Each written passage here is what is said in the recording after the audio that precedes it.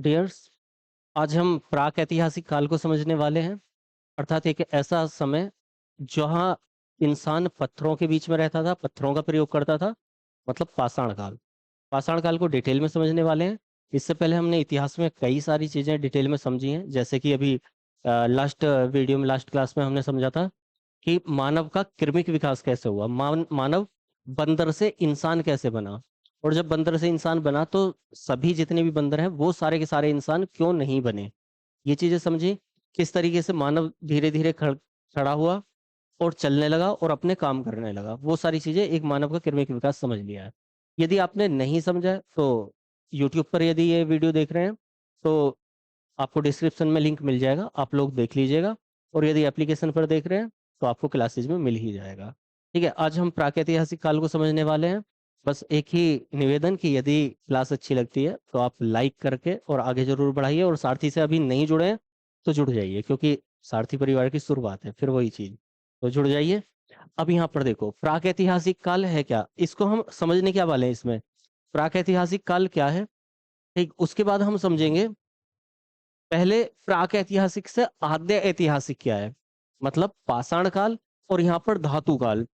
यहाँ पर समय किस तरह से बदला। जब तक पत्थर था उसको हमने पाषाण काल कहा, हमने धातुओं की खोज की उसको हमने धातु काल कहा। अब धातु काल में भी ताम्र पाषाण काल, कांस्ययुगीन सभ्यता, हिंदू घाटी सभ्यता, लोह युगीन सभ्यता, वैदिक सभ्यता, यानी कि जब हमें धातु मिल रही है तो ऐसा क्या हुआ है कि सभ्यताओं ने जन्म ले लिया है धातु आने पर, धातु मिलने पर।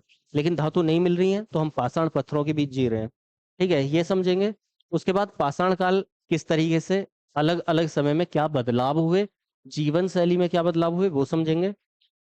पुरापाषाण काल जो एक हिस्सा है उसके ही किस तरह से उपकरणों में बदलाव हुए वो समझेंगे, और ये कुछ स्थल इन्हें देखेंगे। तो हम शुरू से यहाँ से प्रारंभ करते हैं। देखिए, पाषाण काल को समझने से पहले हमें यह समझना जरूरी है कि किस तरह से बदलाव चल रहा है। मतलब कुल मिला के प्राग ऐतिहासिक काल क्या है, आद्य ऐतिहासिक काल क्या है। प्राग ऐतिहासिक काल मतलब प्री हिस्ट्री, जो इतिहास से पहले का समय है, और आद्य ऐतिहासिक काल मतलब इतिहास की शुरुआत वाला समय। हम पूरी तरह से उसे इतिहास नहीं मान रहे, ये आद्य इतिहास, ठीक है, प्रोटो हिस्ट्री।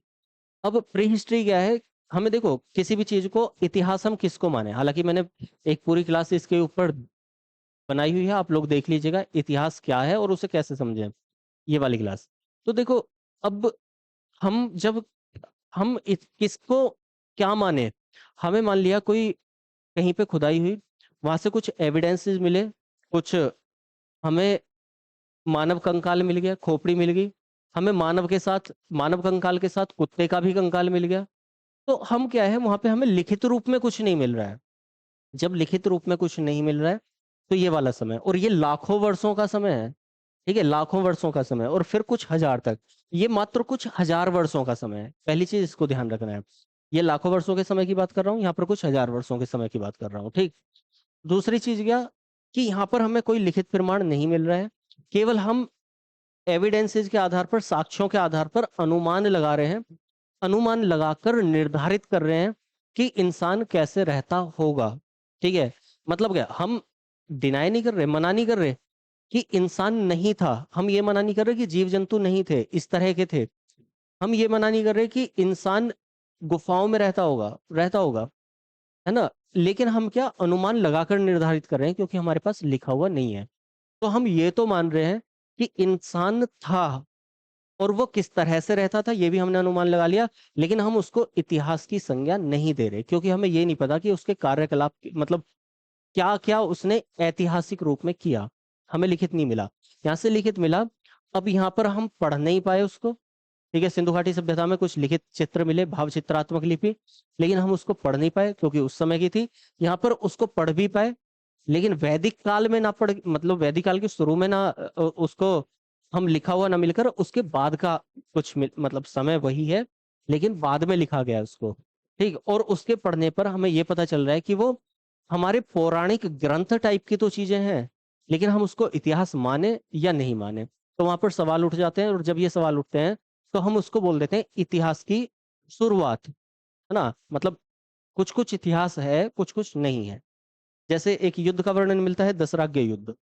अब इसको इतिहास माने या नहीं माने, मतलब कुछ कुछ है और कुछ कुछ नहीं है, क्योंकि हमारे ग्रंथों में बहुत सारी चीजें ऐसी हैं, तो हम उनको जो यहाँ पर हमें अ, लिखे हुए साक्ष्य मिल रहे हैं, हम उनको क्या बोल रहे हैं, ऐतिहासिक किताब नहीं बोल रहे हैं, हम उसको क्या बोल रहे हैं, उनको क्या बोल रहे हैं, हम ग्रंथ बोल रहे हैं, हम पौराणिक कथाएं बोल रहे हैं, पौराणिक ग्रंथ बोल रहे हैं, ठीक है, समझिए।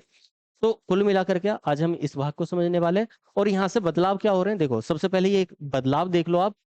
इसमें यहाँ पर आपको ध्यान रखना है, कुछ फैक्ट्स हैं जो शुरू में याद रखने पड़ेंगे आपको, वो फैक्ट्स आप याद रख लीजिए एज इट इज। फिर उसके बाद में मैं कॉन्सेप्चुअल सारा समझा रहा हूँ, पहले फैक्ट याद रख लीजिए। क्या, जैसे पाषाण काल, जब तक पत्थरों के बीच इंसान रहा हो और पत्थरों में जिया, पत्थरों का, केवल पत्थरों का प्रयोग किया, तब उसको बोला गया पाषाण काल। जैसे ही धातु का यूज कर लेता है, तब उसको हम धातु युग बोलेंगे, और उसको हम आद्य युगीन बोल देते हैं, आद्य युगीन सभ्यता, आद्य ऐतिहासिक सभ्यता, ठीक। एक चीज को विशेष ध्यान रखें, ये पुराना वाला समय, ये नए वाला समय, यहाँ पर कुछ बदलाव होगा। जब ये बदलाव चलता है, इसको संक्रमण काल बोलते हैं, मतलब दोनों के बीच का बदलाव। और ये वही बदलाव है जो ताम्र पाषाण युग है। तो पाषाण युग पत्थरों के बीच वाला, धातु युग धातु के बीच वाला। अब पत्थरों के बीच वाला, दोनों में क्या है, बदलाव, बहुत बड़ा बदलाव आ रहा है, अभी बताता हूँ कैसे। देखो पहले जो फैक्ट है वो याद रखना है कि ये हमने, इसके खोजकर्ता पुरापाषाण काल के पूछा जाता है बहुत ज्यादा, रॉबर्ट ब्रूस फुट, ठीक है। पाषाण काल को हमने 3 हिस्सों में बांट लिया, तो ये बहुत लंबा समय, पुरापाषाण काल लाखों वर्षों का समय, ठीक। जब इंसान बना बंदर से, तब तक, तब से आगे का समय, पत्थरों के बीच रह रहा है, गुफाओं में रह रहा है, वो समय अभी एक एक करके समझेंगे। फिर यहाँ पर मध्य पाषाण काल, देखो ध्यान से समझना, यहाँ पर जीवन शैली बदल रही है। जीवन शैली कैसे बदल रही है, यहाँ पर जो मानव है वो खाद्य संग्राहक है, आखेटक मतलब शिकारी है, तो शिकारी है और खाद्य संग्रह कर रहा है। क्यों कर रहा है अभी बताऊंगा, है ना, समझाऊंगा। पहले यहाँ पर केवल इतना देख लेते हैं, जीवन शैली में बदलाव क्या आ रहा है, केवल यहाँ पर वो देखते हैं, वो बदलाव। तो यहाँ पर वो खाद्य, भोजन को इकट्ठा कर रहा है, शिकार कर रहा है ना। यहाँ पर आकर क्या करने लगा, वो पशु पालने लग रहा है। तो जैसे उसने पशु पाला, तो इसका मतलब पहले अकेला था, अब उसके साथ उसका पशु हो गया, लेकिन अभी भी घूम फिर रहा है, अभी भी खाद्य इकट्ठा कर रहा है, भोजन कर रहा है, खा रहा है। तो यहाँ पर वो चीज आ जाती है, तो इसको हमने बोला मध्य पाषाण काल। ये मीसोलिथिक, पैलियोलिथिक, ये इंग्लिश में नियोलिथिक, अभी एक एक करके इनके नाम का मतलब भी समझाऊंगा, ठीक। यहाँ पर वो कहाँ रह रहा था, शैलाश्रम में, मतलब गुफाओं के बीच में रह रहा था, पत्थरों के बीच में, चट्टानों के बीच में रह रहा था। और यहाँ पर वो नदी के तटों के आसपास आकर रहने लगा, ठीक है। उन गुफाओं से निकलकर नदी के आसपास आने रहने लगा। जीवन शैली बदल रही है। यहाँ पर देखो, इसकी खोज किसने की है, कार्लाइल ने, ये थोड़ा सा याद रख लेना, रॉबर्ट स्प्रूसफुट, कार्लाइल और प्राइम रोज और लुबांक। लुबांक ने क्या था, एक किताब लिखी, एक पुस्तक लिखी, जिसमें इसका काल विभाजन कर दिया ना, पाषाण काल को इससे अलग कर दिया, तो इसीलिए लुबांक नाम भी आ जाता है, वैसे प्राइम रोज ने किया है ये, ठीक। प्रथम खाद्य उत्पादन, खाद्य उत्पादन मतलब कृषि का आविष्कार कर रहा है वो, कृषि का आविष्कार कर रहा है, ठीक, ये बात ध्यान रखनी है।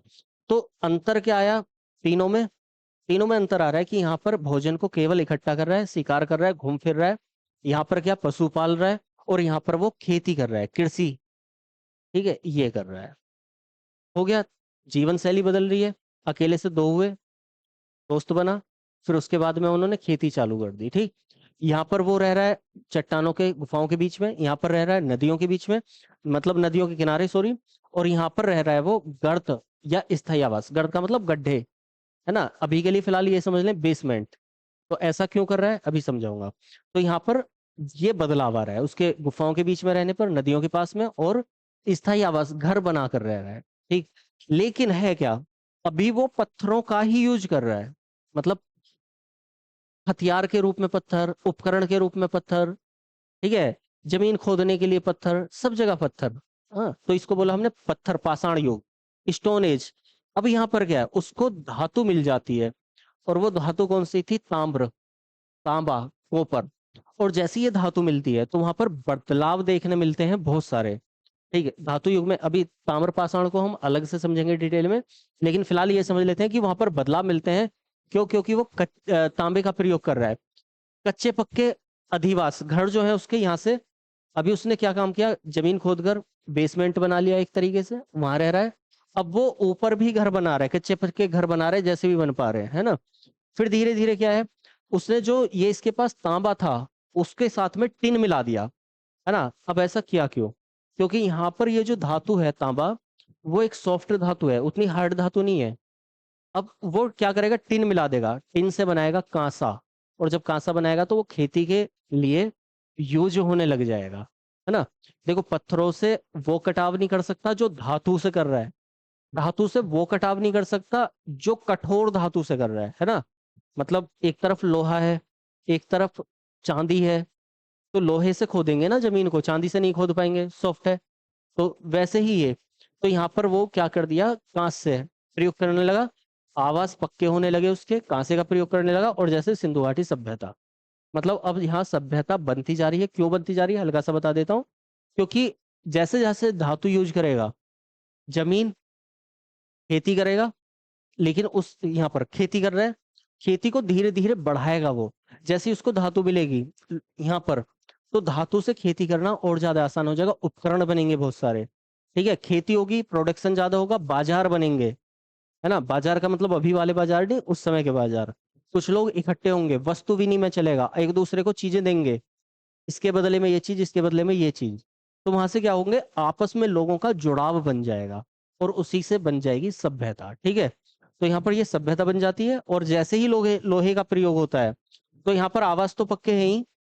ये वैदिक काल का समय है, लोहे युग में लोहे का प्रयोग वैदिक काल में किया गया, ठीक है, वैदिक काल के बीच में पूरा वैदिक काल है, तो ऋग वैदिक के बाद में इस तरीके से लोहे का प्रयोग हुआ। अब लेकिन लोहे के प्रयोग के बाद में होगा क्या, सोच के देखिए। जब आपको एक कठोर धातु मिल गई है, आप अभी लड़ाई कर रहे हैं, पत्थर से लड़ाई कर रहे हैं, ईंट उठा के मार दे रहे हैं दूसरे के, है ना, तो कैसी लड़ाई होगी। लेकिन अगर आपके हाथ में तलवार दे दी जाए या बंदूक दे दी जाए, तो लड़ाई घमासान, युद्ध चलेगा। तो यहाँ से क्या होगा, जैसे ही लोहे का प्रयोग होने लग जाएगा, तो यहाँ पर युद्धों की शुरुआत हो जाएगी, है ना, लड़ाई में तलवार तलवार चलने लग जाएंगी। तो यहाँ पर क्या होगा, हमारा राजनीतिकरण होने लग जाएगा, समाज का राजनीतिकरण होने लग जाएगा। तो मतलब क्रम से एक बेस बता दिया है मैंने, आगे चल के इनको क्योंकि डिटेल में, बहुत डिटेल में समझना है, तो यहाँ पे अ, इतना ही काफी है। केवल आप एक बेस समझें कि यहाँ पर केवल मनुष्य खाद्य इकट्ठा कर रहा है, खा पी रहा है, घूम फिर रहा है, शिकार कर रहा है, और रहने के लिए उसके पास केवल गुफाएं वगैरह हैं, जो प्राकृतिक रूप में प्राकृतिक शैलाश्रय हैं, जहां पर वो रह पा रहा है ना, नेचुरल जो भी चीज मिल रही है। धीरे धीरे क्या कर रहा है, वो नदी के किनारे आ जाता है, उसको कुत्ता मिल जा रहा है साथ के लिए, अभी बताऊंगा क्यों कुत्ते को क्यों पाल रहा है, ये भी बताऊंगा। तो वो मिल रहा है, ठीक, और नदियों के किनारे रह रहा है, धीरे से वो क्या करता है, खेती चालू कर देता है, और खेती करते करते वो खाद्य उत्पादन करता है, जिससे उसका उसको धातु भी मिल रही है, तो फिर बाजारीकरण हो जाएगा। पहले सभ्यताएं जन्म लेंगी, और फिर उनका बाजारीकरण हो जाएगा, फिर बाजारीकरण के बाद दूसरी सभ्यता जन्म लेगी। क्यों, यहाँ पर लोहा आ रहा है, और जो ये सभ्यता बनेगी आगे चलकर जनपद महाजनपद बनते चले जाएंगे, एक दूसरे से लड़ाइयाँ होती चली जाएंगी, तो ये बदलाव धीरे धीरे आ रहा है। तो ये बहुत वर्षों का, हजारों लाखों वर्षों का बदलाव है, जो 5 मिनट में हमने देख लिया। क्योंकि इसे डिटेल में करेंगे तो मैं यहाँ पे छोड़ दे रहा हूँ, हम समझ लेते हैं यहाँ इसको, पाषाण काल को, ठीक है। अब देखो, पाषाण काल को पहली बात तो ये फैक्ट कुछ याद रखने हैं, जितने भी शब्द लिखे हुए होंगे स्लाइड में, पीपीटीज में, याद रखना वो क्वेश्चंस ही रहेंगे, इस बात को ध्यान रखना है। रॉबर्ट स्पिरुसफुट, कार्लाइल, प्राइम रोज, ठीक है, लुबांक अगर ये नहीं है तो। अब यहाँ पे आते हैं प्राक ऐतिहासिक काल, इसकी शुरुआत करते हैं, ये क्या है, कैसे है, इसको समझिए। देखो, प्राक ऐतिहासिक काल का मतलब मैं पहले ही बता चुका हूँ, वो समय जहाँ जो, पहली बात हम यहाँ पर पाषाण युग की बात कर रहे हैं, क्योंकि यही वो समय था जिसको लिखा नहीं गया था, और जब लिखा नहीं गया तो उसको पढ़ा भी नहीं गया। तो प्राक ऐतिहासिक काल किसको बोल रहे हैं, वो समय जिसके बारे में कुछ लिखा हुआ नहीं है, केवल हमें साक्ष्य मिल रहे हैं, ठीक है। उन साक्ष्यों का हम कार्बन डेटिंग कर रहे हैं, और ये देख रहे हैं कि वो कितने वर्ष पुराने हैं। तो चीजें तो हैं, मतलब ऐसा हुआ होगा, लेकिन लिखित रूप में हमें उसको प्रमाणित नहीं मान रहे हैं, केवल पुरातात्विक साक्ष्यों की खोज के आधार पर निर्धारित। ऑलरेडी मैं बता चुका हूँ, केवल पुरातात्विक खोज जो ही है उनके आधार पर निर्धारित है। इसके जनक कौन है, रॉबर्ट ब्रूस फूड, क्यों माने गए हैं, क्योंकि इन्होंने क्या काम किया था, इन्होंने, यहाँ पर देखो, पहले इसको देख लेते हैं, रॉबर्ट ब्रूस फूड है कौन, पहले ये देख लीजिए। तो भारतीय भू वैज्ञानिक सर्वेक्षक हैं, और ध्यान रखना ये पूछा गया क्वेश्चन है, कोई भी चीज को ऐसे ही नहीं छोड़ देना, और अगर अच्छे से तैयारी कर रहे हो आप लोग तो ये भारतीय भूवैज्ञानिक सर्वेक्षक हैं, रोवर्स ब्रूस फूट रहे हैं भूवैज्ञानिक सर्वेक्षक, ऐसा करके क्वेश्चन में आया है, कौन थे, तो ध्यान रखना है। उसके बाद ये है क्या, भारत में पुरापाषाण के संबंध में पुरातात्विक खोज शुरू करने का श्रेय किसको जाता है, तो वो रॉबर्ट ब्रूस फूट को। ठीक है, जो पुरातात्विक चीजों की खोज की गई, तो जो शुरुआत की, सबसे शुरू में जिसने खोज की, है ना, पाषाण काल से संबंधित जो सबसे पहली खोज हुई, वो शुरुआत किसने की? रॉबर्ट ब्रूस वुड ने। ठीक है, क्या खोजा इन्होंने? तमिलनाडु के पल्लवरम से। ध्यान रखना है, तमिलनाडु के पल्लवरम से पूछा जाता है 1863 में। ये लेटराइट मिट्टी इसको छोड़ दें, इसके जवाब से पत्थर का हस्त कुठाड़, मतलब हैंड एक्स। हैंड एक्स मतलब हाथ की कुल्हाड़ी, हस्त मतलब हाथ, और कुठार मतलब कुल्हाड़ी। ठीक है, तो इन्होंने क्या किया मैं बता देता हूँ शुरू से। एक भू वैज्ञानिक है, भू सर्वे वैज्ञानिक सर्वेक्षक है, रॉबर्ट ब्रूस फूट। क्या करते हैं वो? 1863 में तमिलनाडु के पल्लवरम में, लेटेराइट मिट्टी क्या है ये? जैसे मिट्टियां होती हैं, कहीं पर चिकनी मिट्टी मिलेगी, कहीं पर क्षारीय मिट्टी मिलेगी, कहीं पे दोमट मिट्टी मिलेगी, है ना, कहीं पे लेटेराइट मिट्टी मिलेगी, लाल मिट्टी मिलेगी। तो वैसे ही तमिलनाडु में ये लेटराइट मिट्टी जो मिलती है, वहां पर खुदाई की। उस खुदाई से इन्हें एक हाथ की कुल्हाड़ी मिली। अब पता कैसे चलता है कि ये उस समय की होगी? आइडिया कैसे लगता है? इन्होंने देखा कि इस तरह का कोई औजार अभी के टाइम में तो कोई यूज करता ही नहीं है। मतलब पत्थर का बना, पत्थर की एक कुल्हाड़ी, इस तरह का अब तो कोई यूज करता ही नहीं है। तो ये हो सकता है पुराना हो। पुराने में कितना पुराना हो देखते हैं। 100 साल, 200 साल, 500 साल, 1000 साल, कितना पुराना है? अब जब देखा तो वहां पता चला कि ये तो बहुत हजारों साल पुराना है। जब इसको उसका उसको देखा गया, तो यहाँ पर है क्या कि सबसे पहले रॉबर्ट ब्रूस फूट 1863, सन भी याद रखना है, कहाँ पर? तमिलनाडु के पल्लवरम में। क्या मिल रहा है उनको? पत्थर का हस्त कुठार। ठीक है, तो खोज करने का श्रेय इन्हें जाता है, और इन्हें ही क्या बोला जाता है? प्रागैतिहासिक काल का पुरातत्व का जनक। ठीक है, अब आ जाते हैं हम सीधे पाषाण काल पर, कि पाषाण काल क्या है, कैसे है। तो देखो समझो, इसके नाम को समझ रहे हैं, और नाम से समझना। इसको पुरापाषाण काल मतलब हमने पूरे पत्थर, जब तक मानव ने पत्थर का यूज किया, हमने उसको 3 हिस्सों में बांट दिया। एक पुरापाषाण काल, मध्यपाषाण काल, नवपाषाण काल। मतलब जैसे हम टेंसेज को बांट देते थे इंग्लिश में, प्रेजेंट टेंस, पास्ट टेंस और फ्यूचर टेंस, बिल्कुल वैसे ही। तो एक बहुत पुराना समय, एक थोड़ा नया, एक उससे नया। यहाँ पर समझते रहना, जिस तरीके से मैं बता रहा हूँ एक सीक्वेंस में। ये वाला समय जो है वो बहुत पुराना है। मतलब इसकी बात करें तो ये लाखों वर्षों का समय है। लाखों वर्षों का समय, जैसे कि हम बात करें तो लाखों वर्ष, 2-3 लाख साल पहले से, 2-3 लाख साल पहले से, और अब के 10,000 साल पहले तक लगभग, ऐसा मान लेते हैं। मतलब 1-2 लाख वर्ष पहले से, जब जब क्या मानव इंसान के रूप में आ रहा है, तब से और कब तक का? 10,000 साल पहले तक, 8,000 साल पहले तक, लगभग में, लगभग बता रहा हूं मैं।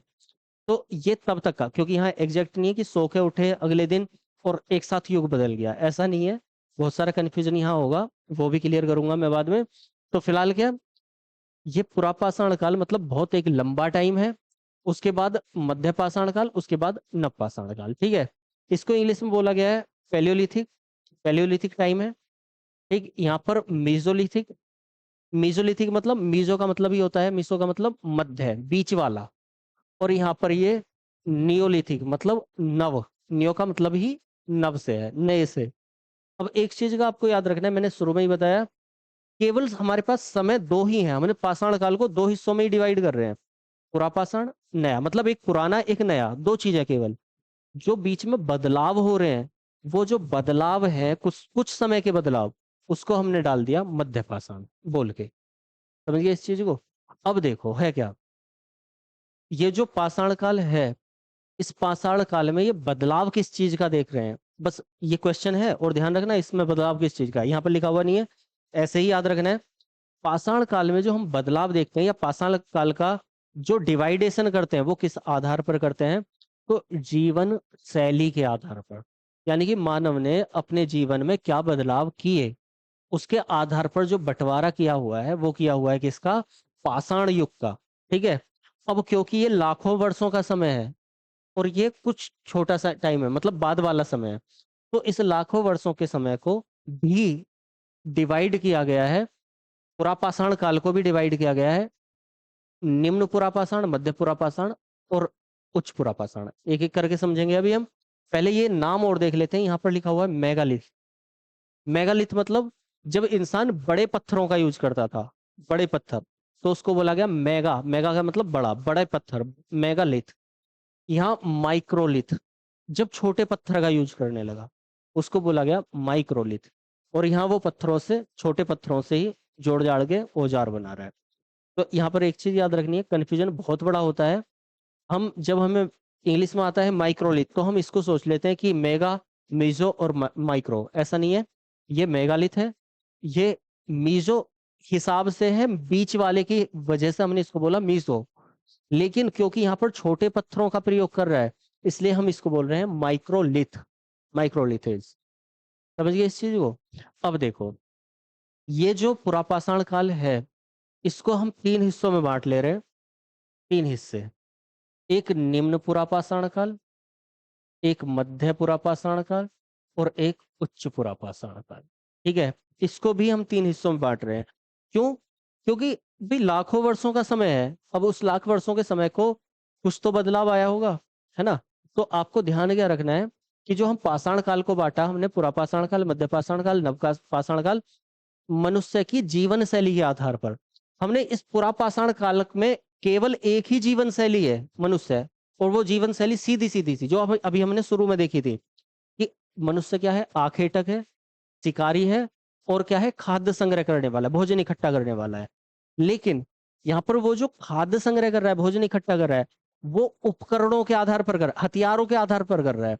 तो हथियारों के आधार पर हमने उसे तीन और हिस्सों में बांट दिया। ठीक है, तो इसको अभी समझेंगे। पहले आप इससे समझ लें, पुरापाषाण काल, मध्यपाषाण काल, नवपाषाण काल। देखो, ये समय की बात करें हम, तो ये है हिमयुग। अब हिमयुग ऑलरेडी मैं समझा चुका हूँ पृथ्वी का विकास में, मानव के विकास में। हिमयुग क्या है कि जब अ, वानर से और इंसान बन रहा था, तो वहां पर समय चल रहा था, बर्फ थी पूरी पृथ्वी पर, वो बर्फ जमी, पिघली, फिर जमी, फिर पिघली, इस तरीके से चार युग हिमयुग हुए। तो उनमें से जो अंतिम युग था, उसका नाम था पेलियोसीन। ठीक है, और वो जो युग था, उसको बोला जाता है, सॉरी, उसका नाम था सीनोजोइक इरा। मतलब प्लियोसीन मतलब बहुत लंबा टाइम, उसमें भी एक छोटा टाइम है सीनोजोइक, तो दोनों नाम से आ जाता है।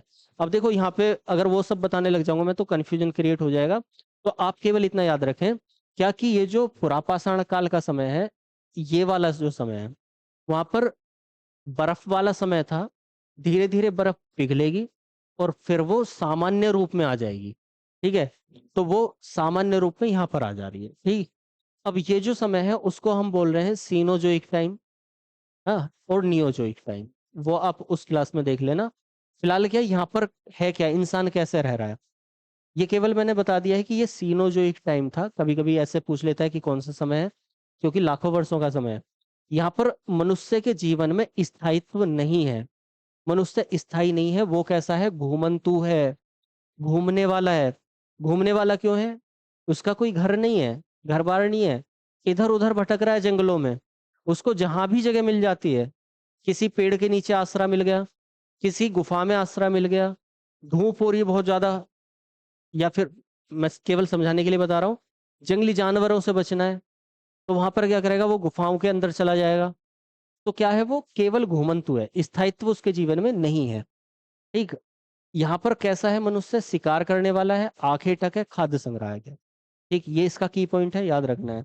आखेटक और खाद्य संग्राहक, भोजन को इकट्ठा करने वाला और शिकार करने वाला। क्योंकि उस समय पर क्या है, या तो फल तोड़ के खाएगा इधर उधर से, है ना, या फिर क्या करेगा, शिकार करेगा और जंगली जानवरों को खाएगा।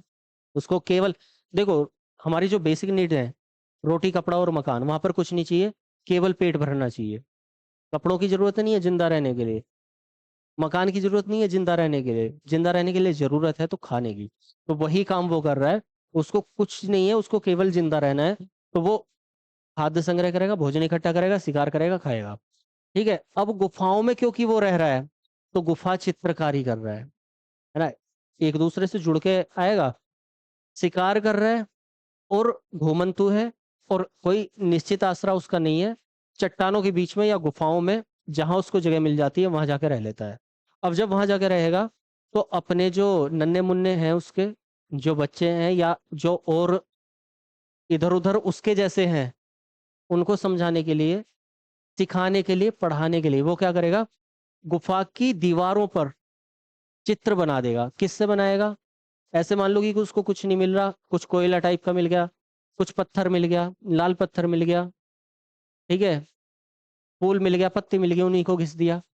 तो कुल मिलाकर कर क्या रहा है वो, सिखाने के लिए, समझाने के लिए चित्र बना रहा है ना। चित्र भी दिखाऊंगा मैं किस तरीके के बनाए हैं। तो वहां पर चित्र बना रहा है कि ये इस तरीके से हमने शिकार किया, ऐसे शिकार करना है ना। तो वहां पर ये चीजें हो रही हैं। तो गुफा चित्रकारी इसकी विशेषता रही है, अग्नि का ज्ञान उसे हो जाता है। कैसे? जब वो शिकार कर रहा है तो किससे करेगा? पत्थरों से करेगा। पत्थर के, बड़े पत्थर के टुकड़े को तोड़ेगा, छोटा करेगा, उसे पकड़ में आ जाए और मार सके। तो जैसे ही पत्थर को पत्थर पे मारेगा तो चिंगारी उठेगी, चिंगारी उठेगी तो क्या होगा, आसपास की जो घास होगी वो जल गई होगी। लेकिन उस जो आग लगी है उसका वो यूज नहीं कर पा रहा है, उसको समझ नहीं आ रहा है ये आग तो लग गई है, थोड़ा बहुत ताप ताप लेगा ठंड में, लेकिन उसका यूज नहीं कर पा रहा है कि इसका यूज क्या है। धीरे धीरे उसको समझ आएगी आगे चल के, बताऊंगा कैसे। तो कुल मिलाकर क्या है, इंसान केवल घूम रहा है, शिकार कर रहा है और खा पी रहा है केवल, और गुफाओं में रह रहा है तो गुफाओं में चित्र बना देता है ना। और क्या कर रहा है कि वो आग आग इत्तेफाक से लग गई है लेकिन उसको यूज करनी नहीं आ रही है। ठीक, आगे चल के क्या होगा, यहाँ पे मैंने बताया था कि ये बदलाव जो है वो जीवन शैली का बदलाव है, तो यहाँ पर जीवन शैली बदल रही है। यहाँ केवल घूमने फिरने शिकार करने वाला था, लेकिन यहाँ पर देखो हिमयुग समाप्त हो गया है और पृथ्वी धीरे धीरे गर्म हो रही है। और यहाँ पर क्या है, जब पृथ्वी सामान्य रूप में आने लगेगी तो धीरे धीरे इंसान कहाँ पड़ जाएगा, पानी के पास, है ना। जीवन जीने के लिए पानी की जरूरत है, तो वो नदियों के आसपास, नदियां बन गई हैं पृथ्वी पर, तो वो नदियों के आसपास पहुंचेगा, नदियों के किनारे रहने की कोशिश करेगा, जहां भी जंगल में नदी होगी उसके पास रहेगा। तो यहाँ पर पेड़ों से नीचे मैदानों पर आ जाता है, समूह बनाकर रहने लग जाता है, क्योंकि खुले में रहेगा तो समूह बना के रहेगा, जिससे कि जानवर कोई शिकार करके ना ले जाए, है ना। शिकार अब भी करेगा पहले की तरह, खाद्य संग्रह अब भी करेगा पहले की तरह, लेकिन यहाँ पर इसका जो की पॉइंट है वो है पशुपालन। ठीक है, जैसे यहाँ पर ये था, तो यहाँ पर है पशुपालन। अब पशु क्यों पाल रहा है? और पहला जो पशु पाला उसने कौन सा पाला? कुत्ता। पूछा जाता है अक्सर, कुत्ता क्यों पाला? देखो, पहले क्या था, गुफाओं में छिप छिपा के इधर उधर रह रहा था, लेकिन निकल के आया और जमीन पर उतरा, पेड़ों से कूदा, जमीन पर उतरा, जमीन पर रहने लगा। अब वो क्योंकि खुद की सुरक्षा चाहेगा तो सुरक्षा के लिए जरूरी है कि अपना अपनी सुरक्षा तो करे, लेकिन अगर उसको कोई एक ऐसा जीव मिल जाए जो उसकी रक्षा में सहायता करे, कैसे सुरक्षा करे उसकी, कैसे? कुत्ते की गंध, कुत्ते को गंध बहुत अच्छी आती है, मतलब अच्छी का मतलब सूंघने की शक्ति सभी को पता है बहुत तेज है। उसकी निद्रा, नींद बहुत हल्की सी आहट से, तो अगर हल्की सी आहट हो रही है तो इंसान को पता नहीं चल रहा कि वहां पर कोई जंगली जानवर है, कुत्ते को समझ में आ रहा है। और तीसरी क्वालिटी कुत्ते की सबसे जो मेन मानी जाती है कौन सी? वफादारी।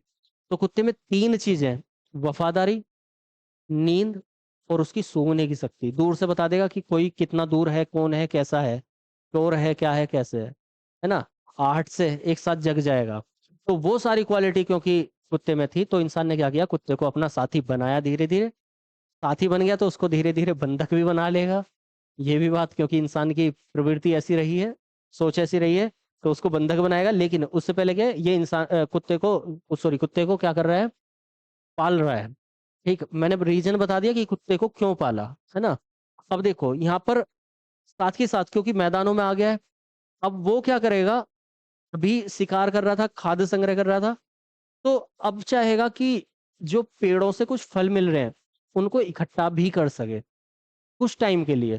तो वो क्या करेगा, कुछ बर्तन बनाने शुरू करेगा। और बर्तन किससे? उसको लगा कि मिट्टी गीली हुई जमीन की और सूखने के बाद वो कड़ी हो गई, तो ये काम वो करने लग जाएगा। मिट्टी इकट्ठी करेगा, गीली करेगा, फिर उसको धूप में रख देगा, सुखा देगा हाथों से जैसा भी बन पाया। ठीक है, उसने रखा क्योंकि कुछ भी नहीं है ना वहां पे, तो उसने इस काम को किया। अब आप कहोगे कि पेड़ के पत्ते भी यूज कर सकता था। पेड़ के पत्ते आज उसने तोड़े, पत्ते तोड़कर पता चला उसने अपने बर्तन, मान लिया कि बर्तन बनाए, अपनी चीज को रख दिया, ढक दिया, पता चला कि कल को सूख गए पत्ते, खत्म, या थोड़ी देर बाद सूख गए या उड़ गए, तो बहुत सारी चीजें, कुल मिलाकर उसने क्या, हाथ से बर्तन बनाने शुरू किए मिट्टी के, धूप में सुखाए और काम चलाया। अब वो हस्त निर्मित मृद भांड, ठीक है, धीरे धीरे अग्नि का प्रयोग उससे करने लगा है, लेकिन पूर्ण प्रयोग यहाँ तक आते आते कर लेगा। कैसे कर लेगा? यहाँ पर देखो, जीवन, स्थायी जीवन है मेन की पॉइंट, और ये वाला कृषि। तो यहाँ पर क्या था, अभी स्थायी जीवन नहीं था, घुमंतु था, शिकारी था, ठीक। अग्नि ज्ञान उसको हो गया था लगभग, लेकिन कर नहीं पा रहा था प्रयोग। खाद्य संग्रह कर रहा था, यहाँ पर वो पेड़ों से नीचे आ गया, गुफाओं से नीचे आ गया, नदियों के आसपास रहने लगा। शिकार अब भी कर रहा था, लेकिन उसने पशु पाल लिया, ठीक है, मिट्टी के बर्तन, हाथ के बर्तन बनाने लगा, अग्नि का प्रयोग थोड़ा बहुत करने लगा। यहाँ पर आकर उसने क्या काम सोचा कि भाई मैं क्या करता हूँ, यहाँ से जाता हूँ, पेड़ से कुछ चीजें तोड़ता हूँ, उन्हें लेकर आता हूँ, यहाँ रखता हूँ, या तो जानवर उसको खा जाते हैं। अब जब जानवर ना खाएं तो उसके लिए वो क्या करेगा, एक बाउंड्री वॉल बनाएगा। कैसे? पत्थर के ऊपर पत्थर रखेगा, पत्थर के ऊपर पत्थर रखेगा, रख के ढक गया। अब उसने सोचा इधर तो ढक गया है, इधर भी रख लेता हूँ, इधर भी पत्थर के ऊपर पत्थर रखता चला जाएगा, ढक गया, इधर भी रख लेता हूँ, इधर भी रख लेता हूँ, ढक लिया चारों तरफ से। ऊपर उसने घास फूस बिछा दी, है ना, ये बन गया उसका घर। किस लिए? अपनी सुरक्षा के लिए, खाद्य सुरक्षा के लिए और शिकार करने के लिए। कैसे? आप आप अपने आपने गेट बंद किया, आप दराज में से, दरार में से गेट की या ईंट की दरार में से आप बाहर का दूर तक का देख सकते हो, लेकिन बाहर का कोई व्यक्ति आपको नहीं देख सकता उस दरार में से, है ना। यही उसने सोचा, और अंदर रहता, बाहर झांक लेता उसी दरार में से, शिकार, बाहर जानवर है, खुद शिकार कर लेता और उससे बच जाता, है ना।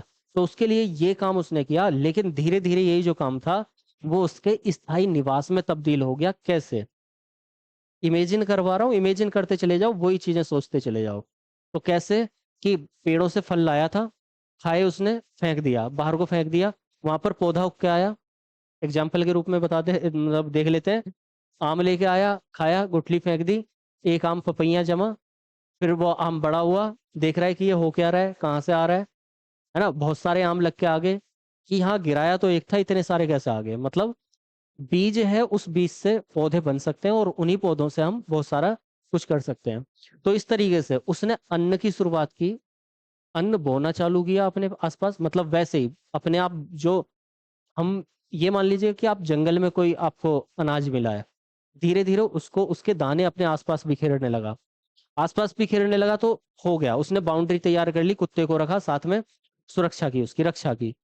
जैसे ही वो, जिस भी तरीके से उसने उस समय पर खाने चालू किए, वो खाए। अब धीरे धीरे अगर उनका प्रोडक्शन ज्यादा हो जाएगा, है ना, अभी ज्यादा नहीं हो रहा है, अभी देखो ज्यादा नहीं हो रहा है, सभ्यता जन्म नहीं ले रही है, लेकिन अगर प्रोडक्शन, उत्पादन ज्यादा, जितने उसको खाने हैं उतने खाएगा, बाकी तो सब बचेंगे ना। तो जब बचने लग जाएंगे, तो वहां से क्या होने लग जाएगा, उन बचे हुए को वो दूसरे को देगा, और दूसरे से बोलेगा कि तूने जो ये हथियार बनाया है या ये उपकरण बनाया है, वो मुझे दे दे, क्योंकि इससे मैं जमीन को खोद पाऊंगा। तो दूसरे, एक व्यक्ति है जो हथियार बनाने में माहिर है, उससे वो हथियार ले रहा है, अपने खेत बना रहा है, तो इससे आदान प्रदान चल रहा है, वो इसको अनाज दे रहा है, वो उसको हथियार दे रहा है, ठीक है, तो समझ गए। तो किस तरीके से किया? तो यहाँ पर क्या हो रहा है, उसने स्थायी जीवन जीना शुरू कर दिया। किस तरीके से स्थायी जीवन में वो पहुंच रहा है, वो कहानी मैंने आपको बता दी। यहाँ पर पोलिसदार उपकरण बना रहा है। अभी जो उसके उपकरण थे वो बेडोल थे, मतलब पोलिसदार नहीं थे। पोलिसदार का मतलब, जैसे पॉलिश होती है ना, जूते पर भी पॉलिश करते हैं, हर चीज पर पॉलिश होती है, मतलब उसको घिस रहा है, पत्थर को घिसे जा रहा है, घिसे जा रहा है, घिसे जा रहा है, वो चिकना हो रहा है ना, बिल्कुल सपाट हो रहा है, तो उसको बोला हमने पॉलिशदार। यहाँ पर पॉलिशदार हथियार बना रहा है, और साथ में क्या कर रहा है, और साथ में यहाँ पर मृद भांड। कैसे मृद भांड? सुडोल मृद भांड, जो अभी ये नहीं थे, क्योंकि यहाँ पर कुम्हार, कुम्हार का चाक बन चुका है। जो हम कुम्हार के चाक की बात करते हैं, वो एक चाक बन चुका है। जो ये पहिया है, पहिया और चाक एक ही चीज है। उसने क्या काम किया भाई, ये उसको गोल गोल बना रहा है, गोल गोल बना रहा है। तो एक चीज को उसने धुरी बनाई, उस पर एक ऐसे कोई चीज रखी, उसको घुमाना चालू किया, और आसान करने के लिए मिट्टी को उसके ऊपर रखा, वो गोल होती चलेगी, जैसे जैसे ये घूमती चलेगी वो गोल होती चलेगी, उससे उसका बर्तन बन गया। ठीक है, क्योंकि आग यहाँ पर आई गई थी, उस आग में उस बर्तन को पका लिया, आग में पका लिया, तो क्या हुआ, वो बर्तन बिल्कुल बढ़िया बन गया। बढ़िया का मतलब जो अभी तक पानी लगने पर, गीला होने पर बिखर जाता, अब वो नहीं होगा, क्योंकि आग का पका हुआ बर्तन है ना। ठोस तरह का बर्तन बन गया, सॉलिड बिल्कुल। तो यहाँ पर वो काम किया। साथ के साथ उसने देखा कि यहाँ पर मैं, अगर मुझे इधर से उधर जाना है, तो ये मैं इसको पहिए की तरह भी यूज कर सकता हूँ, वही चाक को। और वो जो चाक है पहिए की तरह यूज कर रहा है एक जगह से दूसरी जगह जाने में। कैसे? जाने में नहीं, मतलब जो माल ला रहा है वो एक सामान को दूसरी जगह। क्योंकि आपको ये पता होगा, जब हम किसी चीज को खींचते हैं, इस चीज को मैं खींचूं, तो यहाँ पर ये ज्यादा फोर्स लगाएगी। अगर इस चीज को मैं लुढ़काऊं, सिलेंडर है, खींचेंगे तो ज्यादा ताकत लगेगी, अगर लुढ़का दिया जाए कम ताकत लगेगी। तो वही उस गोल चीज पर अपना वजन, एक वजन का कोई सामान एक जगह से दूसरी जगह पहुंचाने के लिए उसको उसने पहिया बनाया, उसी चाक को। और उस पहिए को दोनों, दो पहिए लगाए, एक बीच में कोई फट्टा लगाया, आगे खुद उसको खींच रहा है धीरे धीरे, कुत्ते को उसमें बांध रहा है अपने पालतू को, और उसको बंधक बना के और उनसे खिंचवा रहा है। तो ये बन गई कुत्ता गाड़ी। ठीक है। तो यहाँ पर वो क्या कर रहा है, और धातु का यूज भी वो करने लग जा रहा है। तो पहली धातु कौन सी थी? कॉपर, तांबा। इस बात को ध्यान रखना है। धातु का पहला यूज वो यहाँ पर आकर कर रहा है, और इसके बाद में वो पत्थरों का प्रयोग इनके साथ में करेगा। तो उसको बोलेंगे हम ताम्र पाषाण सभ्यता, आगे समझेंगे उसे। तो फिलहाल क्या है यहाँ पर, जीवन शैली एक बार आप देख लीजिए।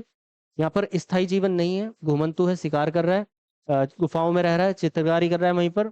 आगे आग का प्रयोग नहीं कर पा रहा है, आग ही है आग। यहाँ पर क्या कर रहा है, पत्थर बड़े बड़े हैं, हथियार उसके बड़े बड़े हैं, यहाँ पर छोटे हथियार हो गए हैं। और यहाँ पर वो समूह में रहने लग जा रहा है, पेड़ों से उतर के। और शिकार अभी भी कर रहा है, पशु पाल रहा है, कुत्ता पाला, मृदभांड बनाने लगा, लेकिन सुडोलनी हाथ से बने हुए ऐसे आड़े टेढ़े। अग्नि का ज्ञान उसको हो गया है, अग्नि प्रयोग करने लगा है। स्थायी जीवन जीने लगा, ये मैंने बता दिया कैसे जिया। पॉलिशदार उपकरण यूज कर रहा है, मृदभांड बना रहा है, वो चाक से गोल, ठीक है, उनको पके हुए मृद भांड बना रहा है। मृद का मतलब मिट्टी, और भांड मतलब बर्तन, मिट्टी के बर्तन। पहिया बना रहा है, उससे खेती और वजन का काम कर रहा है, और खेती यहाँ पर। ठीक है, तो ये हो गया। अब देखो यहाँ इतना तो हमारा हो गया। अब ये जो समय है हमारा, यहाँ पर उसकी जीवन शैली बदली है। लेकिन ये जीवन शैली इस वाली घूमने वाली जीवन शैली से, इस वाली में चेंज होने से पहले पहले उसने अपने, जो देखो चेंज किसके आधार पर हो रहा है, वो अपने पत्थर से जो उपकरण बना रहा है, हथियार बना रहा है, उनके आधार पर वो बदलाव कर पा रहा है सारे के सारे। तो यहाँ जब ये वाला समय है, तो बहुत लंबा टाइम उसने लिया, बहुत लंबा टाइम उसने ये समझने में लिया कि अब इनका सही यूज किस तरह से हो पाए, है ना। पहले बड़े बड़े पत्थर, फिर उनसे और छोटे हथियार, धारदार हथियार, ब्लेड, इस तरह से। तो ये जो समय है यहाँ पर, इस एक समय में, अपने समय में जीवन शैली नहीं बदलेगी, लेकिन यहाँ पर बहुत लंबा समय है, क्योंकि तो यहाँ पर वो उपकरण, अपने हथियार बदलेगा। तो इसमें क्या है, इसमें तीन, हमने इसको तीन हिस्सों में डिवाइड किया, ये मैंने अभी बताया ही था। तो इसको तीन हिस्सों में डिवाइड किया, इस वाले समय को। तो हम उन हिस्सों में क्या देखेंगे, यहाँ पे किस तरह के हथियार यूज किए, यहाँ पर किस तरह के हथियार यूज किए, और यहाँ पर किस तरह के हथियार यूज किए। ठीक है, तो ये एक बार देख लेते हैं। तो पुरापाषाण काल के वो तीन हिस्से कौन से? पुरापाषाण काल के तीन हिस्से, एक निम्न पुरापाषाण काल, मध्य पुरापाषाण काल और उच्च पुरापाषाण काल। बस एक बात याद रखनी है, कंफ्यूज नहीं होना। तीनों हिस्से किसके हैं? पुरापाषाण काल के। ठीक है, पुरापाषाण काल के ही तीनों हिस्से हैं, उच्च, मध्य और निम्न। शुरुआती, मध्य और उच्च। ठीक है। आधार क्या है पूछा जाता है, तो पाषाण काल का आधार है जीवन शैली में बदलाव। यहाँ पर इसका जो आधार है, मतलब आधार किसका? बंटवारे का, कि इसको हम निम्न, पुराना वाला क्यों कह रहे हैं, इसको मध्य वाला, इसको नया वाला। तो ये है उपकरण, मतलब उपकरणों में बदलाव देखने के लिए हम जो पुरापाषाण काल था उसको तीन हिस्सों में बांट लिया। ठीक। ये समय है कि प्रारंभ से जब इंसान बना, बंदर से इंसान बना, तो उसके 1 लाख या 50,000 वर्ष होने तक। ठीक है, लगभग लगभग कुल मिला के, जब बंदर से इंसान बना, तो अब से 50,000 साल पहले तक का समय, ये 50,000 से 40,000 तक का समय, और ये 10,000 तक का समय। ठीक है। और उसके बाद मैंने बता ही दिया, उसके बाद मध्य पाषाण और नवपाषाण काल। ठीक। तो यहाँ पर क्या कर रहे हैं, इसको स्पेशली याद रखना है, यहाँ पर कुछ फैक्ट हैं उनको। लेकिन समझाने के तरीके से मैं समझाऊंगा, आप लोग कॉन्सेप्चुअल याद रखें। यहाँ पर जो टेक्नोलॉजी यूज कर रहा है वो, यहाँ पर देखो तीन चीजें हैं, एक टेक्नोलॉजी है, एक मटेरियल है और एक टाइप है। ठीक है, टेक्नोलॉजी है, मटेरियल है और टाइप है। टेक्नोलॉजी है, मटेरियल है और टाइप है। ठीक, मतलब टेक्नोलॉजी क्या यूज कर रहा है वो, तकनीकी क्या यूज कर रहा है, किस तरह का मटेरियल यूज कर रहा है और किस टाइप के हथियार यूज कर रहा है। तो हमने तीन हिस्सों में इसको बांटा। तो पहला जो है वो टेक्नोलॉजी चॉपर चॉपिंग पेबुल संस्कृति बोलते हैं, या फिर पेबुल आधारित चॉपर चॉपिंग संस्कृति। ठीक है, इसको बोला जाता है। एक एक करके समझिएगा क्या है। देखो, अपना जो इंडिया है, अभी का जो इंडिया है, उसके ऊपर की साइड जहाँ कश्मीर है और कश्मीर के साइड में जहाँ पाकिस्तान है, उस कश्मीर और पाकिस्तान का कुछ हिस्सा हम मान लेते हैं। उस हिस्से में सबसे शुरुआती कुछ चीजें हमें मिली हैं इंसान के रूप में, लाखों वर्ष पुरानी चीजें। ठीक, और एक नीचे जाते हैं दक्षिण भारत में, तो इस तरीके से है, इस तरीके से यहाँ पर तमिलनाडु है, तमिलनाडु के इस वाले क्षेत्र में। ठीक है, यहाँ पर कुछ चीजें मिली हैं। तो ये दो संस्कृतियां, संस्कृति हम पूरी तरीके से, मतलब संस्कृति का मतलब हमारे लिए वो उस समय पर जो उपकरण यूज कर रहे थे, तो दो तरह के उनके पैटर्न थे।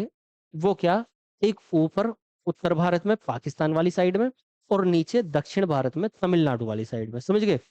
तो एक को बोला हमने चॉपर चॉपिंग टेबल, ठीक है, और दूसरी को बोला हैंड एक्स। हैंड एक्स मतलब हाथ की कुल्हाड़ी। अब ये चॉपर चॉपिंग टेबल क्या है उसको समझ लीजिए। देखो, यहाँ पर हथियारों का आधार है। एक एक करके मैं हथियार को समझाऊंगा, बना के समझाऊंगा कि किस तरह से हथियार बने। देखो, पहले समझा ही देता हूं मैं। यहाँ पर देखते हैं, ये ले लेते हैं हम स्लाइड, और यहाँ पर देखते हैं। देखो, सबसे शुरुआत में क्या है, ये गोल पत्थर है। ठीक, गोल पत्थर है। अब ये पत्थर नदियों से अगर लुढ़कता लुढ़कता लुढ़कता आएगा, आप ऐसे मानो कि आप देहरादून साइड में, ऋषिकेश साइड में, या फिर मतलब नदियों से बहते हुए जो पत्थर देखोगे, मोटे मोटे पत्थर, छोटे छोटे छोटे छोटे पत्थर, वो सारे पत्थर आपको मिलेंगे गोल गोल चिकने चिकने, चिकने और गोल पत्थर मिलेंगे ना ऐसे। उन पत्थर को बोला जाता है पेबुल। समझ गए? पेबुल। तो कुल मिला के यहाँ पर मैं लिख देता हूँ पेबुल। तो ये जो है पेबुल है, इस पेबुल से वो करेगा क्या इंसान, उस समय का इंसान, क्योंकि उसके पास तो कुछ भी नहीं है, हथियार वगैरह कुछ भी नहीं है। तो उस पेबुल से क्या करेगा, कटिंग करेगा दूसरा पेबुल मार के। पेबुल में बार बार इसलिए बोल रहा हूँ जिससे माइंड पर छप जाए। तो एक पेबुल से दूसरे पेबुल को मारा मारा मारा, एक हिस्सा टूट गया। जब जो हिस्सा टूट गया, मान लिया ये था हमारे पास में, यहां से उसने यहां से तोड़ दिया, ये वाला हिस्सा टूट के अलग गिरा, इस वाले हिस्से को मैं तोड़ के अलग ले आता हूँ। ठीक है, तोड़ के अलग ले आता हूँ, और ये हिस्सा, ये ऐसे करके ये रहा, और यहाँ पर ये बचता है। अब यहाँ पर क्या होगा, यहाँ पर धार बनी हुई होगी, है ना, कटिंग है तो वहां पर धार बनी, उसने इधर से भी धार निकाल दी, यहाँ से भी धार निकाल दी, ये भी धार बन गई, ये भी धार बन गई। तो ये इसको इस वाला, जब ऐसा वाला हथियार, यहाँ पर भी धार बनी, यहाँ पर भी धार बनी, तो इससे अगर किसी जानवर को मारेगा तो नहीं कटेगा, नहीं चोट लगेगी, इससे मारेगा तो चोट ज्यादा लगेगी। तो इसको बोला गया चॉपर चॉपिंग, चॉपर चॉपिंग। ठीक है, अब क्योंकि ये जो चॉपर चॉपिंग है, ये वाला चॉपर चॉपिंग है, ये जो चॉपर चॉपिंग है वो पेबुल से बना हुआ है, तो इसको बोला गया पेबुल आधारित चॉपर चॉपिंग। और क्योंकि हम उन लोगों की बात कर रहे हैं, तो इसीलिए उसको बोला जा रहा है पेबुल आधारित चॉपर चॉपिंग संस्कृति। समझ गए होगे? अब बस, अब देखो, जो ये वाली संस्कृति है वो कहां पर है, ऊपर। मैंने बताया कि इस तरीके से, या यदि ये इंडिया है, अगर ये इस तरह से, तो यहाँ पर ये पेबुल आधारित चॉपर चॉपिंग है। और अगर मैं नीचे से बात करूं, तो यहाँ पर ये हैंड एक्स है। यहां से तो ये मिला, ठीक है, और यहां से क्या मिला, इसी पेबुल को, इसी पत्थर को अगर हमने काटा, ये वाला पत्थर है, हमने इधर से काट दिया, इधर से काट दिया, ठीक है, अब उसने इसको यहां पर या तो किसी चीज पर बांध लिया या फिर ऐसे ही पकड़ लिया, तो ये उसकी कुल्हाड़ी बन जाएगी। ठीक है, और वो इधर से शार्प कर रहा है इसको, तो वो बन गई उसकी हैंड एक्स कुल्हाड़ी। मतलब अब वो इधर से काटेगा इधर की जगह और इधर से पकड़ने का काम कर रहा है, तो उसको बोला गया हैंड एक्स या हाथ की कुल्हाड़ी या हस्त कुठार। समझ गए? वो कहाँ से मिला है? यहाँ से, तमिलनाडु के पल्लवरम से, जिसको किसने खोजा था? रॉबर्ट ब्रूस फूट ने। इतना समझ गए? चलो ये हो गया। अभी और उपकरण देख लेते हैं, पहले पुराने वाले समझ लेंगे एक बार। तो हम यहाँ थे, तो ये समझ गए होगे। तो ये चॉपर चॉपिंग पेबुल, है ना, चॉपर चॉपिंग पेबुल संस्कृति या पेबुल आधारित चॉपर चॉपिंग संस्कृति कहाँ से मिली है? पाकिस्तान। और पाकिस्तान में कहाँ से? पाकिस्तान में पड़ती है सोहन घाटी। ठीक है, सोहन घाटी, जैसे हमारे यहाँ पर गंगा की घाटी है, यमुना की घाटी है, चंबल की घाटी है, तो वैसे ही पाकिस्तान की सोहन घाटी से इसके साक्ष्य मिले हैं। इसलिए इस चोपर चोपिंग संस्कृति को ही सोहन संस्कृति बोल देते हैं। नाम याद रह जाएगा। तो चोपर चोपिंग संस्कृति या सोहन संस्कृति कहाँ पर? पाकिस्तान वाली साइड में। तो ये पहली वाली है। दूसरी वाली कौन सी? हैंड एक्स या हाथ की कुल्हाड़ी, कहाँ से मिली? मद्रास। चेन्नई मतलब मद्रास पुराना नाम। तो तमिलनाडु के मद्रास के पल्लवरम से। तो इसलिए उसको क्या बोल देते हैं? मद्रास संस्कृति, क्योंकि वहां से मिली है। या इसको एस्यूलोन संस्कृति भी बोलते हैं, कभी कभी ये भी आ जाता है, तो इसको भी ध्यान रखना है। अब बात आती है, यहाँ पर हमने टेक्नोलॉजी देख ली कैसे यूज कर रहे हैं, वो देख लिया कैसे बना रहे हैं, हमने ये देख लिया कि किस टाइप के हैं, कहाँ कहाँ क्या है। अब इसका जो मटेरियल था वो क्वार्टजाइट पत्थर का यूज कर रहे थे। ठीक है, क्वार्टजाइट पत्थर क्या है? तो पत्थर अलग अलग टाइप के होते हैं, चट्टानें अलग अलग होती हैं। बलुआ पत्थर, है ना, आग्नेय सेल, अवसादी सेल, रूपांतरित सेल। तो उन जो चट्टाने हैं उनमें अलग अलग टाइप के पत्थर मिलते हैं, इसको आप ज्योग्राफी में समझ लेंगे। तो कुल मिला के याद रख लेना है क्या, कि क्वार्टजाइट पत्थर का ये यूज करते थे। ठीक है, उसके बाद आते हैं मध्य पाषाण काल। देखो ये लाखों वर्षों का समय है, ये 50,000 से 40,000 लगभग में बोला जा रहा है यहाँ पर, एग्जैक्टली नहीं। एग्जैक्टली नहीं मानना और याद भी नहीं रखना है। हाँ, ये बात बता दे रहा हूँ, समय को आप लोग याद नहीं करेंगे, ये केवल समझ के लिए है, समझ बनाने के लिए। अब यहाँ पर देखो, यहाँ टेक्नोलॉजी क्या यूज कर रहा है? फलक संस्कृति, फलक यूज कर रहा है। अब फलक यूज कर रहा है तो फलक के साथ खुरचनी, भेदनी, छेदनी, जो यहाँ पर भी यूज करेगा। लेकिन यहाँ पर एक स्पेशली चीज आ जाएगी, ब्लेड। देखो पहले ये सारी चीजें मैं समझा देता हूँ एक बार। यहाँ पर फलक यूज कर रहा है, उसी फलक से बना हुआ खुरचनी, भेदनी, छेदनी, और यहाँ पर है ब्लेड या भेदक। ठीक है, और यहाँ पर एक नाम और है चकमक उद्योग। तो पहले यही समझ लेते हैं कि ये है क्या। अभी मैंने बताया ये पेबुल था, ये पेबुल था, इसकी कटिंग की। ठीक, इस कटिंग से जो भी बना ऐसे करके उसको अलग अलग तरीके से यूज कर लिया। अब वो अलग अलग टाइप की कटिंग कर रहा है। अभी हथियार दिखाऊंगा, अभी मैं कौन से कैसे हैं तो वो भी दिखाऊंगा। फिलहाल क्या, अब देखो, ये कोई एक पत्थर है, उस पत्थर को उसने एक जगह से ऐसे करके, एक जगह से, कोई कटिंग वटिंग कुछ नहीं, केवल एक जगह से उसको क्या करा, घिसा, और उसको एक तरीके से पहना बना लिया, घिस दिया, शार्प कर दिया। और जब ऐसा शार्प इस जगह से कर देगा, इस जगह से, तो क्योंकि वो मांस, उसके पास शिकार किया हुआ मांस है, उसमें से उसको क्या करना है, खाल को अलग करना है, चमड़ा को अलग करना है। तो उसके लिए वो क्या करेगा, खुरचेगा उसे, है ना, खुरचेगा। और खुरचने के लिए क्या चाहिए उसको, जैसे होता है ना खुरपा होता है, तो वैसे ही खुरचने के लिए वो क्या करेगा, पत्थर को ये बनाएगा। इसको बोलेंगे हम खुरचनी। खुरचनी, समझ गए? अब एक वो जो पत्थर था, इसी पत्थर को या कोई दूसरा पत्थर क्या कर लेगा, इस तरह से ऐसे करके, मतलब कटिंग की, और कटिंग करने के बाद अगर उसको ऐसा पत्थर मिल जा रहा है, ठीक है, ऐसे करके, तो इस पत्थर, मतलब यहां से पत्थर को तोड़ता चला गया, नीचे से एक चोंचनुमा पत्थर मिला, इसको बोला भेदनी या छेदनी। ठीक है, क्योंकि यहां पर क्या करेगा, उसको इस पत्थर से जो हड्डियां हैं बड़ी बड़ी, किसकी, जिसका शिकार किया है, उन हड्डियों को तोड़ेगा। तोड़ने के लिए पत्थर चाहिए। अब उसमें पत्थर को मारेगा तो छिद जाएगी, तो उसके लिए क्या करेगा, ये यहाँ से नुकीला बना लेगा, और जैसे ये होता है ना, ये इसको क्या करेगा, इस तरह से। आपने एक वो देखा होगा, जैसे कारपेंटर, बढ़ई, बढ़ई के पास एक ऐसा होता है, बर्मा बोलते हैं जिसको, ऐसे चलाने का। तो उसी तरह से अब ये शुरुआती भेदनी छेदनी है, आगे चल के नहीं आ जाएगी। तो उसमें क्या करेगा, छेद करेगा, जहां भी उसको छेद करना पड़ेगा तो वो इस तरीके से यूज करेगा, इसको बोलेंगे हम छेदनी।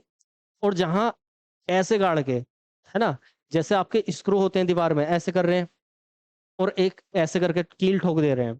तो वैसे ही भेदनी छेदनी, कहाँ हड्डियों को तोड़ने के लिए, उनसे उनके अंदर का सोरमा निकालने के लिए, और चीजों को यूज करने के लिए, लकड़ियों में छेद करने के लिए, तो वो इन हथियारों का प्रयोग करेगा। ये है भेदनी और छेदनी। ठीक है, एक शब्द आया था फलक। फलक क्या था?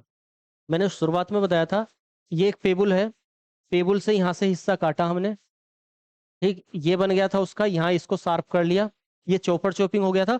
ये जो हिस्सा है टूटा हुआ, धीरे धीरे उसको समझ आएगा इस टूटे हिस्से को मैं फेंकू क्यों।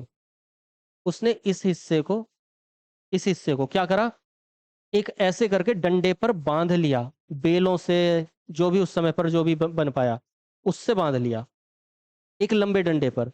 अब जो भी शिकार आ रहा है उसको ये दिखा रहा है वो भाले की तरह।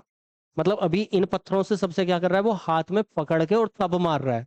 तो पता चला शेर आया, यहाँ पे उसने मारा, अब इतने में शेर आ गया। अब इससे क्या करेगा, वो दूर से करीब 5 मीटर का, 2 मीटर का, 1 मीटर का, इस तरीके से दूर से पकड़ लेगा और दूर से मारेगा। ठीक है, उसके लिए जो यूज कर रहा है, इसको, इसी के टूटे हुए हिस्से को, इसको बोला गया फलक, है ना। ये है कोर, कोर मतलब मेन चीज, और ये उसका किनारा, फलक बोलते हैं किनारे को, तो ये किनारे वाला हिस्सा फलक, ठीक है। और इसी तरह से बनेगा ब्लेड। अगर इसको और शार्प कर देगा, और शार्प ऐसे करके कर देगा, तो ये हो जाएगा ब्लेड। समझ गए होगे? अब आ जाते हैं, चलो, अब समझ में आ जाएगा ये। तो ये देखो, पुरापाषाण काल का निम्न पुरापाषाण काल, क्या कर रहा था यहाँ पर वो, यहाँ पर चौपड़ चॉपिंग कर रहा था, क्वार्टजाइट का यूज कर रहा था। चौपड़ चॉपिंग पेगुल संस्कृति या सोहन संस्कृति, पाकिस्तान से मिली है इसलिए, सोहन घाटी से। हैंडेक्स क्योंकि मद्रास से मिली है, तो हैंडेक्स मद्रासी संस्कृति। उसके बाद था यहाँ फलक, फलक मैंने बता दिया, वही जो भाले की तरह बना लेगा। यहाँ पर फलक, फुर्चनी, भेदनी, छेदनी बता दिए हैं क्या होते हैं। यहाँ पर चैस्पर, चर्ट और फ्लिंट, इन मटेरियल का, इस टाइप के पत्थरों का यूज कर रहा है। ठीक है, नाम याद रखने हैं, बाकी आप सेल में पढ़ लीजिएगा कि क्या कैसे होते हैं ये। तीसरी चीज आती है ये, तीसरा समय क्या है, फलक शल्क, या इसका जो मेन है वो चकमक उद्योग याद रखना है आपको, चकमक उद्योग संस्कृति, इंग्लिश में ब्लेड संस्कृति, इसको याद रखना है।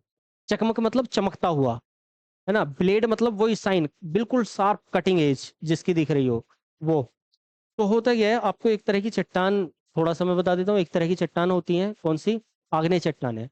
आग्नेय चट्टानों से अगर कोई पत्थर टूटा हुआ आपको मिलेगा, तो वो क्रिस्टल क्लियर टाइप का होगा, है ना, नुकीला बिल्कुल, जैसे कि कांच टूट गया हो, है ना, हीरा, इस तरह का। तो उसको क्या करता, वो और शार्प कर देता, और शार्प करेगा, तो वहां पर उसका अभी वाला ब्लेड नहीं, उस समय का ब्लेड शार्प करके उसको बिल्कुल नुकीला, और किनारे उसके शार्प करते हुए, तीव्र करते हुए, तीक्ष्ण करते हुए, वो क्या बना लेगा, ब्लेड।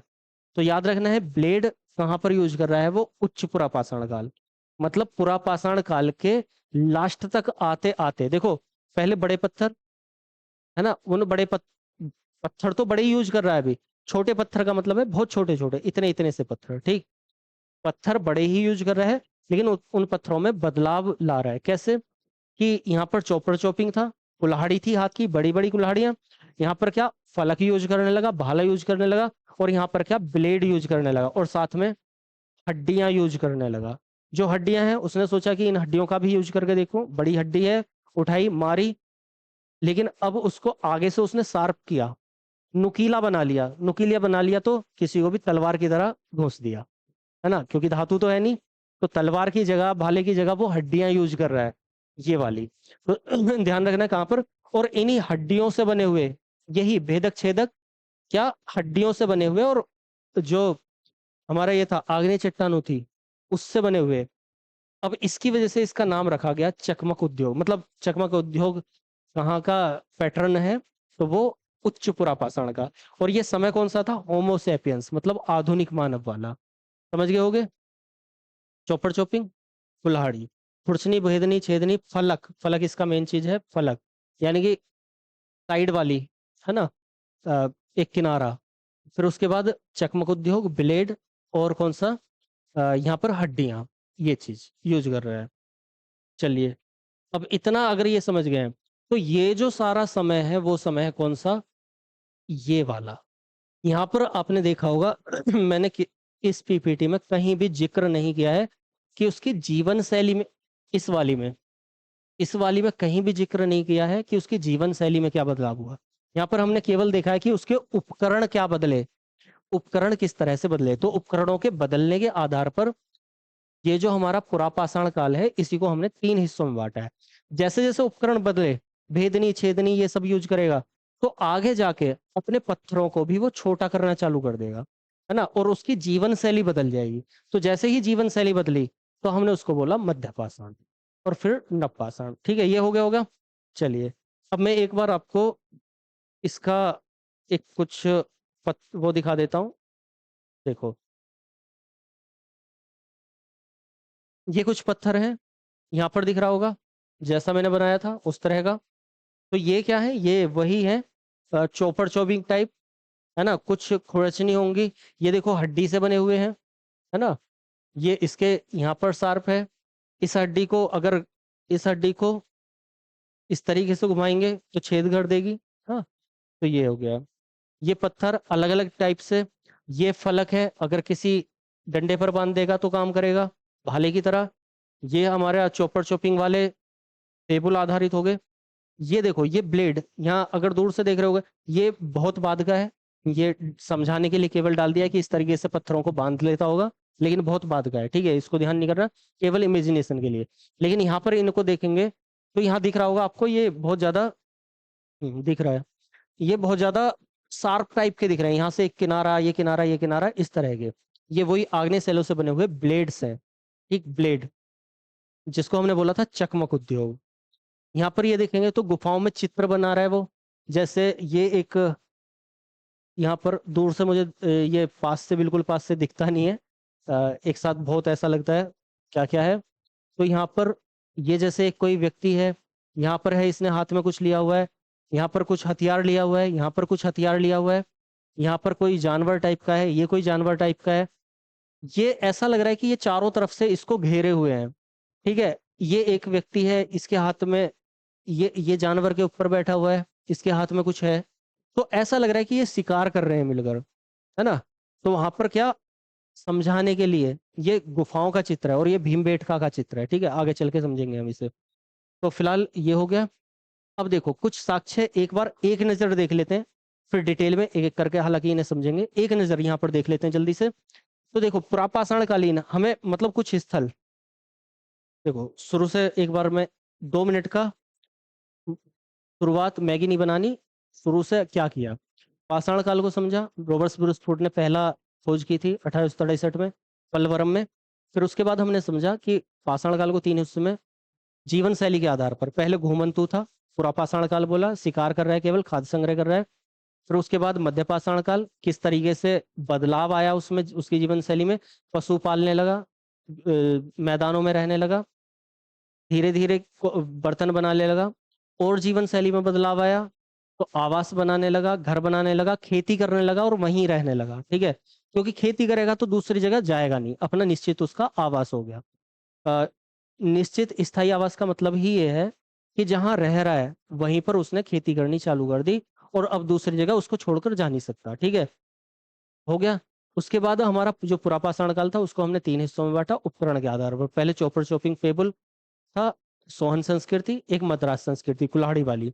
उसके बाद मेजो हमारा था टाइम, उसमें क्या किया था, फलक, फलक बनाए, और उनसे दूर से, थोड़ी दूर से हथियार बना के और उनसे शिकार करने लगा, भाले वाले बना गए।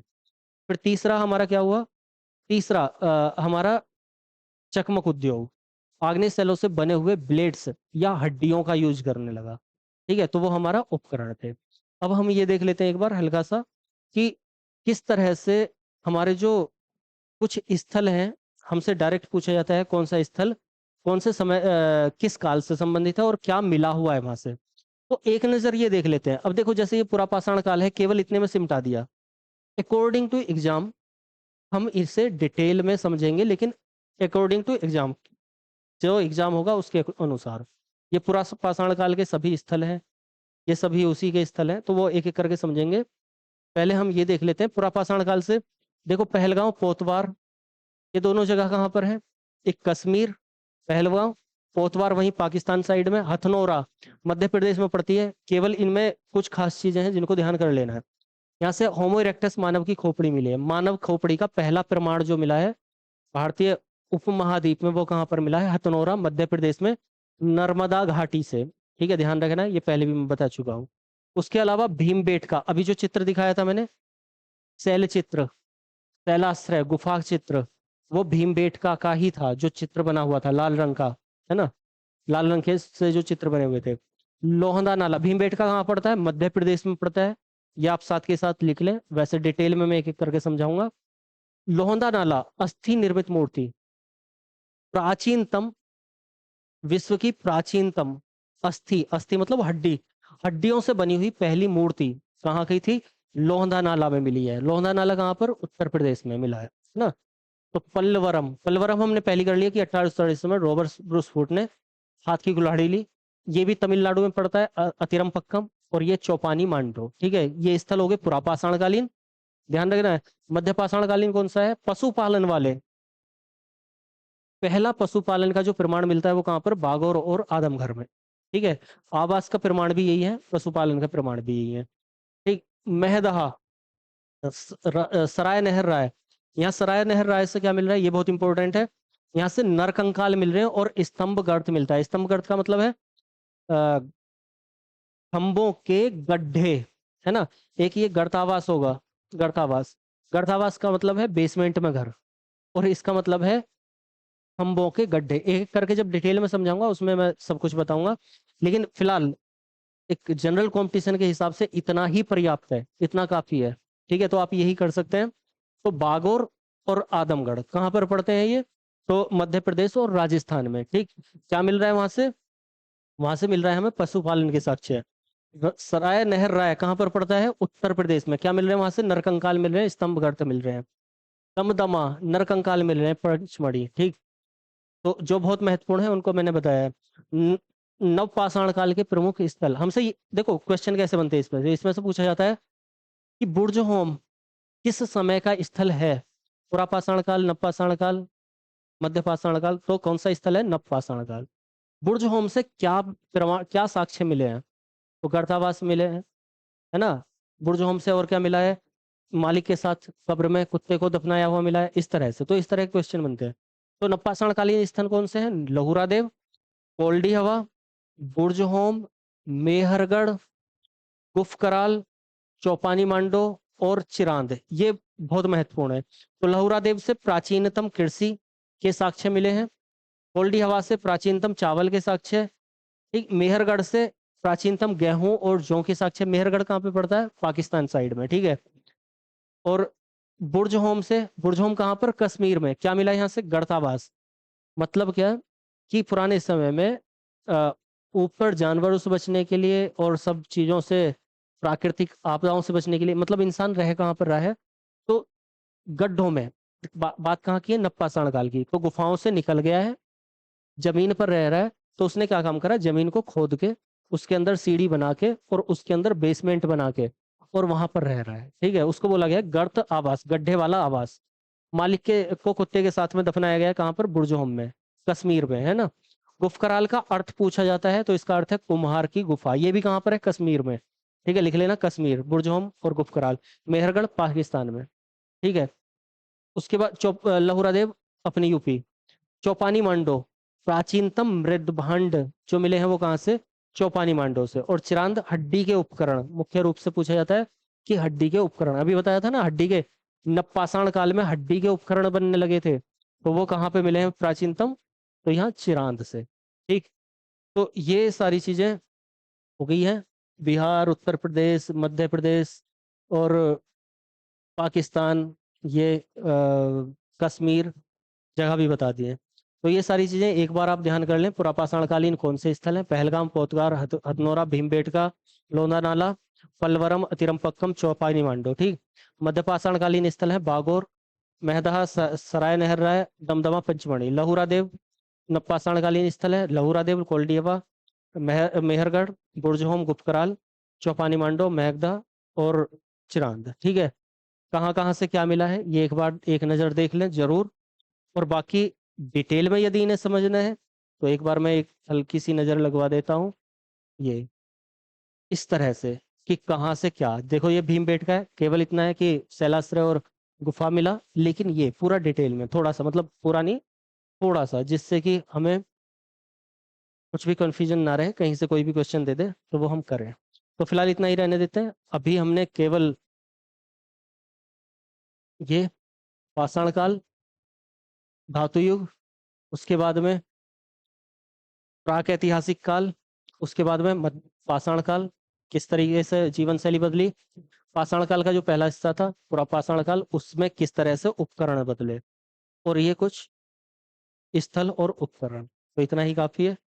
मिलेंगे अगली क्लास में इस स्थलों के साथ और उपकरणों के साथ। तो क्लास अच्छी लगी हो तो लाइक करके और आगे बढ़ा दीजिएगा, और सारथी से जुड़े रहिएगा। धन्यवाद।